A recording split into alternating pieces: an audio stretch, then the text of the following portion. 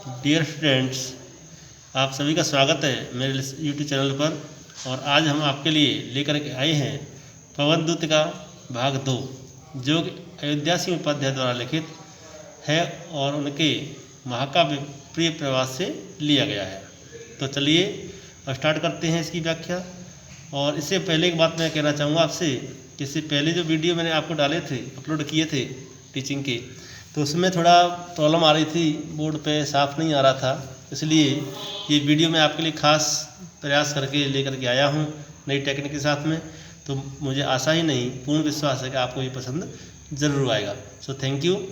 और आपसे पूरा ध्यान से देखें, एंड तक सुने, आपको पूरा समझ में आएगा। तो चलिए बच्चों शुरू करते हैं।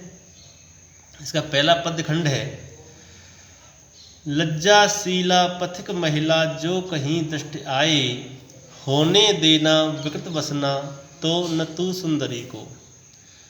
जो थोड़ी भी श्रमित वह हो, गोद ले श्रांति खोना, होठों की और कमल मुख की म्लानताएं मिटाना। थोड़ा सा काव्य पाठ करके देखते हैं एक बार। लज्जाशीला पथिक महिला जो कहीं दृष्टि आए, होने देना विकृत बसना तो न तो सुंदरी को। जो थोड़ी भी श्रमित वह हो, गोद में ले शांति खोना, होठों की और कमल मुख की मिलानताएं मिटाना। तो अब इसकी व्याख्या देखते हैं। उपाध्याय जी कहते हैं, जैसा कि आपके सामने लिखा हुआ है, उपाध्याय जी कहते हैं कि श्रीमती राधिका पवन को समझाते हुए कहती हैं कि हे पवन, यदि मार्ग में अर्थात रास्ते में कोई लज्जाशील स्त्री या कोई महिला नज़र आए या दिखाई पड़े, तो उसके वस्त्रों को मत उड़ाना, अर्थात उसे वस्त्रहीन मत होने देना। यहाँ ये बात स्मरणीय है कि राधा को जो महिलाएं हैं या स्त्रियां हैं या हमारी जो देवी शक्ति है, उनका भी उन्हें बड़ा ध्यान है। तो यदि वह थकी हुई हो तो उसे स्पर्श करके, अर्थात अपनी गोदी में लेकर उसकी थकान को दूर कर देना। अब देखिए यहाँ पे गोदी शब्द आया है, तो वायु को मतलब कोई स्थिति है नहीं, लेकिन यहाँ क्या किया गया है, थोड़ा हवा का मानवीकरण किया गया है, राइट। तो यहाँ ये समझाया गया है उसके माध्यम से, यानी कल्पना करके, ठीक है। तो आपको यहाँ पर अयोध्या जी की कल्पना शक्ति का भी एहसास हो रहा होगा, उन्होंने कितनी अच्छी कल्पना की है कि अपनी गोदी में लेकर उसकी थकान को दूर कर देना तथा उसके होठों व कमल जैसे मुख की मलिनता। क्योंकि देखिए, आप थकान से शरीर, जब हम परिश्रम करते हैं तो थक जाते हैं, थकान से हमारे शरीर पे मलिनता दिखाई देने लगती है। तो उसी कारण किया है। तो कमल जैसे मुख की मलिनता को अपनी शीतलता से दूर कर देना। अब आगे चलते हैं, अगला पद्यखंड देखते हैं। और ये है, कोई क्लांता कृषक ललना खेत में जो दिखावे, कोई क्लांता कृषक ललना खेत में जो दिखावे, धीरे धीरे परस उसकी क्लांतियों को मिटाना। यहाँ क्लांतियों लिख गया है, थोड़ा आप देख लें बुक में। क्लांतियों को मिटाना, जाता कोई जलद यदि हो व्योम में तो उसेला, छाया द्वारा सुखित करना तप्त भूतांगना को। आप देखने में आपको ये गद्य जैसा लग रहा होगा, लेकिन आप देखिए पहली पंक्ति है, कोई क्लांता कृषक ललना खेत में जो दिखावे। क्लांत कहते हैं परेशान, थकी हुई, ठीक है, दुखी, है ना। वैसे क्लांत माने थका हुआ होता है, ठीक है। तो जो दिखावे, धीरे धीरे परसन स्पर्श, पूरा कर दूं। हाँ, तो अब थोड़ा सा इसके शब्द मैंने आपको बता दिए हैं, है ना। और भूतांगना कहते हैं स्त्री को, राइट। तो अब आप आगे देखते हैं व्याख्या। राधिका जी पवन को समझाते हुए कहती हैं कि यदि खेत पर कोई थकी हुई कृषक महिला या स्त्री तुम्हें दिखाई पड़े, तो धीरे धीरे उसका स्पर्श करके उसकी पूरी तरह अर्थात संपूर्ण थकान को दूर कर देना। यदि आकाश में कोई मेघ अर्थात बादल टुकड़ा जा रहा हो, तो उसे उसके ऊपर लाकर अर्थात बादल अब मतलब ये है छाया कैसे करेंगे। धूप में आपने देखा होगा बादल टुकड़ा जब आ जाएगा वायु सूर्य के और हमारे बीच में तो छाया हो जाती है। तो उसी का वर्णन किया है कि तो उसके ऊपर लाकर अर्थात बादल को उसके ऊपर उड़ाकर उसके ऊपर छाया कर देना, है ना। अब यहाँ उड़ाने का मतलब क्या है कि उड़ेगा तो छाया तो हुई नहीं, लेकिन स्थिर कर दिया जाएगा, लेकिन उड़ा के लाया तो वहीं जाएगा। तो उसका भाव आप समझ गए होंगे। उसके ऊपर छाया कर देना जिससे स्त्री को अरे उस महिला को शीतलता प्राप्त हो सके। ठीक है, अब आगे का जो पदखंड है, चलिए अब बच्चों आगे देखते हैं।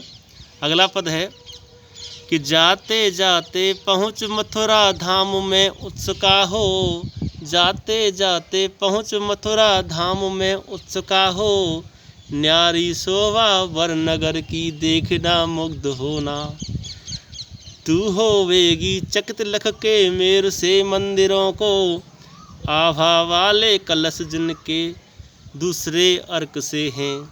तो अब देखते हैं इसका व्याख्या देखते हैं। थोड़ा सा कुछ शब्द हैं उनका मैं आपको एक अर्थ बताना चाहूँगा। जैसे वर मानवता श्रेष्ठ, है ना।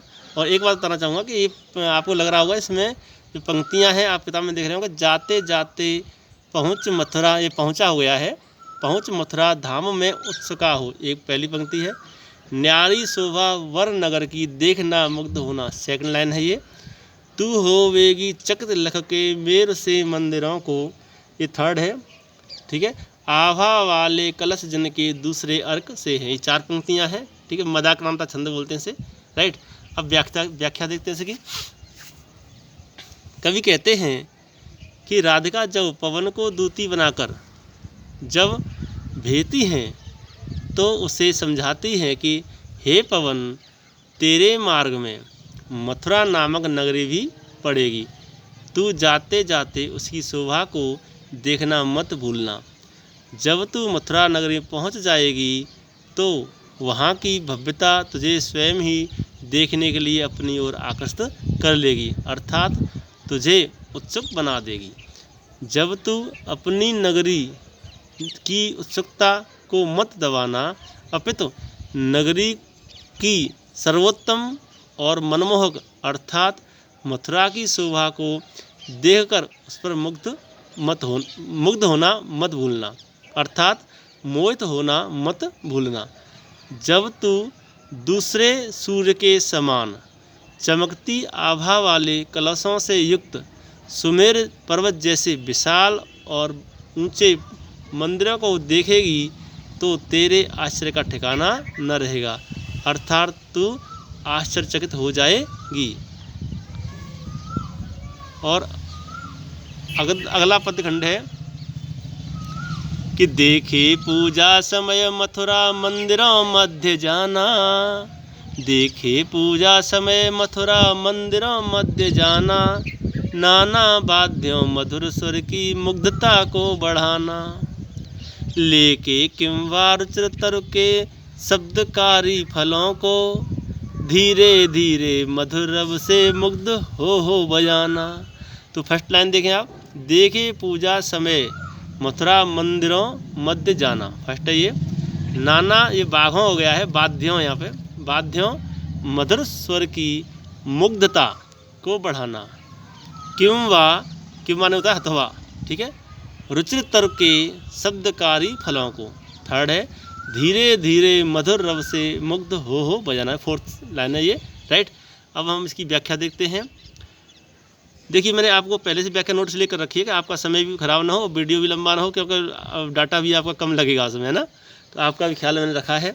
आगे कवि हो गया है, कवि यहाँ पर कवि कहते हैं कि हे पवन, तू मथुरा में थोड़ा ठहरना और पूजा के समय वहाँ के मंदिरों में ज़रूर जाना।